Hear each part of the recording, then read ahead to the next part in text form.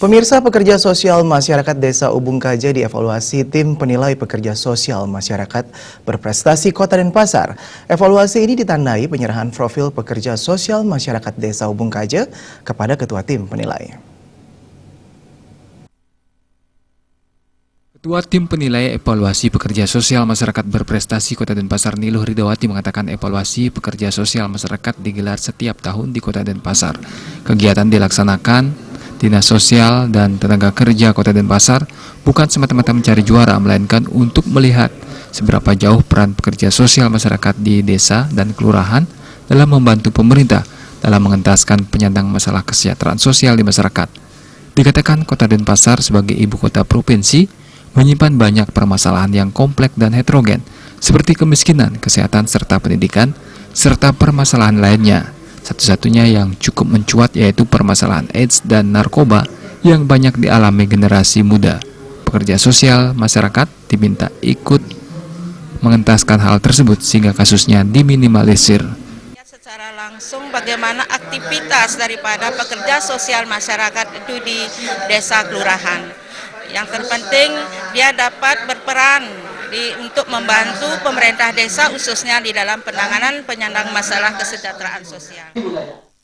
Ketua Pekerja Sosial Masyarakat Desa Ubung Kaja Nyoman Suwarto mengatakan pekerja sosial masyarakat Desa Ubung Kaja aktif dalam melakukan kegiatan kesejahteraan sosial di masyarakat bersama instansi terkait dan pihak swasta, mulai dari melakukan data miskin hingga memberikan bantuan kursi roda, memberikan alat bantu dengar, serta memberikan bantuan sembako.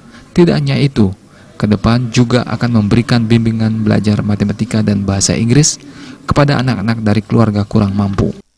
Selalu memberikan suatu pengetahuan kepada anak-anak mereka yang kurang mampu, misalnya memberi bimbingan les atau bahasa Inggris, matematika lain sebagainya, agar anak-anak mereka itu nanti cerah dalam hal menangani pengetahuan ke depan.